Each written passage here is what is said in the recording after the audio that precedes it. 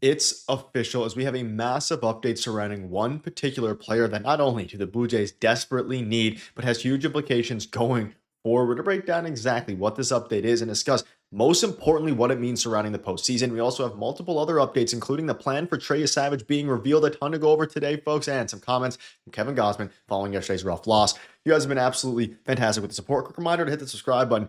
Your guys' support's been unbelievable. Thank you guys for that. Folks, the Jays lost yesterday. The Yankees won. You lose a game, you're still in very good positioning. But all eyes are on the offense. Been struggling, yesterday. It hasn't really been struggling a ton, but against left-handed pitchers, they have been getting diced and have been getting carved a little bit.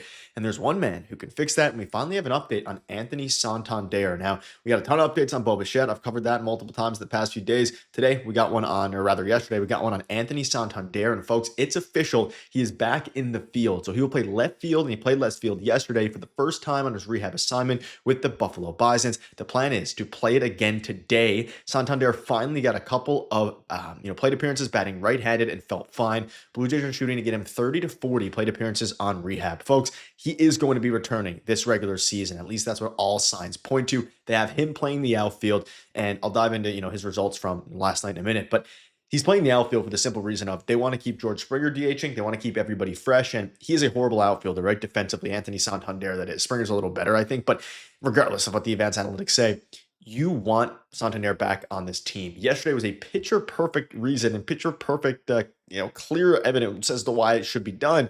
And it's because lefties, they absolutely shred the Blue Jays. At least, again, the Jays are second in the league, in team OPS. But having, Miles Straw out of the game in place of Anthony Santander. And then for defense, you of course have Dalton Varsho, who does struggle against lefties on his career. He doesn't though, will be huge. Now, again, he played left field, but the plan is beyond that to reassess a little bit, see how he's feeling, and he knows he needs to feel 100% and feel like himself physically, feel like himself performance-wise. And that's because the Jays are in the middle of a pennant race. They're in the middle of what's going to be a crazy next few weeks. And in order for them to actually want to use Anthony Santander, he needs to be 100%. You can't really get a 60% Santander back at this point. We saw what happened when they did that earlier. He A, re-injured himself, and of course, worse, B, performed, not worse, the injury is the worst thing, but he performed even worse. So it's going to be interesting to see what happens there. Now, as it pertains to Santander, again, 30 to 40 rehab at-bats. Coming into yesterday's game, he had an 808 OPS. He went 0 for 4 yesterday, so he didn't get on base.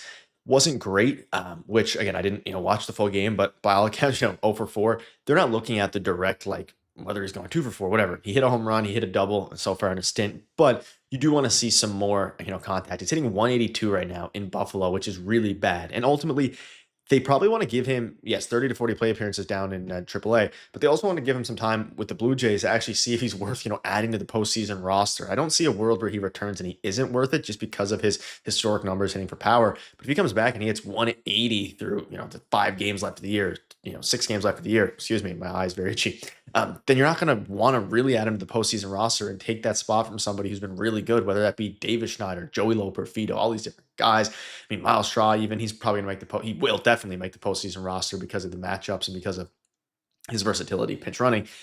It's going to be super interesting to see what they do with Santander, especially for a guy who has been horrible this year. You can see in the left, 577 OPS in 209 plate appearances, but last year, 814 OPS with 44 home runs.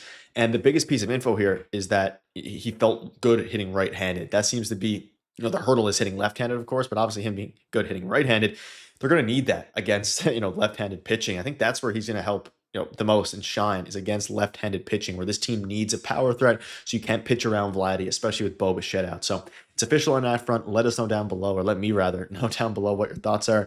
It's going to be super, it'll be super curious, I guess, as Buck Martinez would say. It'd be super curious to see how he actually factors into their plans. We'll know over the next few days, but some good news on that front, folks. It is official. He's going to be playing outfield and did yesterday and today. But let's dive into a couple different things. Now, I'm going to dive into Trey Yesavage in a minute, but I want to touch on the Jays' loss. Now, yesterday, you could see they lost 2-1. Gosse was excellent. The bats were not. The earliest they can now clinch their postseason spot is Friday in Kansas City, which is an Apple TV game. Hope that doesn't happen. I mean, I hope they clinch, but I hope it's not on Apple TV. I would like to do it in front of the home crowd on Sportsnet.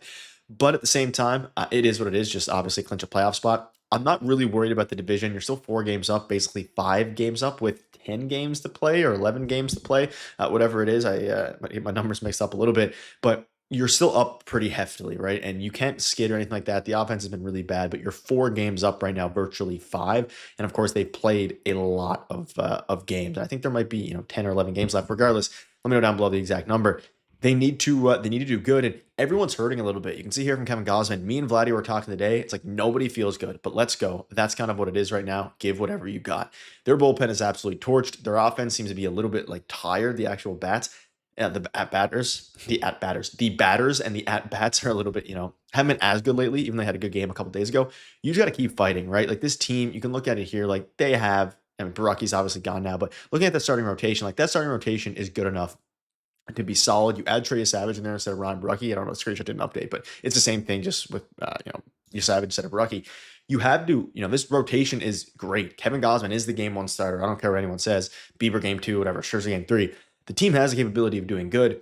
They need to use they need to clinch the AL East really and use that extra rest. Like it's never been more clear how important winning the ALDS is, or sorry, winning the AL East and getting that bye is. You get your bullpen a ton of rest, which they need. You get your pitchers a ton of rest, which they need, and you get everybody else, Vladdy, everybody off their feet for a week, and Bichette with the chance to come back, and Santander, which is a little bit underrated here as well. So it's going to be a wild, wild ride. And speaking of, we finally have some plans surrounding Trey Yesavage. So he will pitch in Kansas City in some capacity per John Schneider. When asked if Yesavage could start, Schneider acknowledged that he could and then smiled. We can probably add 1+1 here. So Yesavage will be starting in Kansas City on Friday. So that's really good because there was some rumblings that he wasn't, going to, which is a little bit ludicrous because you can see here, Blue Jays aren't announcing starters for this weekend series in Kansas City yet. Trey Yesavage is under consideration for another start per the Blue Jays, John Schneider. Yesavage will pitch one way or another.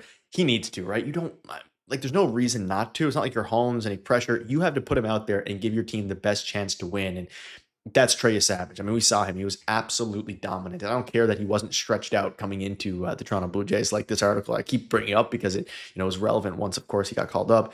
Just go for it, right? Have him pitch against the Royals. That would line him up for the season finale, not the game, but the series finale of the season, against the Rays, so the season series finale, which is fine. You avoid the Red Sox in case you play them later down the line in the playoffs, ALDS, ALCS, whatever it is, and you give yourself a hell of a chance to win some playoff baseball games. And shout out to Keegan for putting 1-1 together, putting 2-2 together here, and it'll be Yesavage at the in Kansas City there, which is super, super exciting. So let me know down below what your guys' thoughts are on this, because folks, things are getting crazy quickly. There's still 4 games, basically 5 games up in the AL East. You're in a very good spot to clinch the playoff spot, clinch the division. It all starts with winning today's game, taking the series, winning 3-4, and moving on to Kansas City, where again you got to win those series as well. Can't take can't take your foot off the gas for the Toronto Blue Jays, and hopefully some of these reinforcements soon will help. And of course, the addition of Bichette in the playoffs.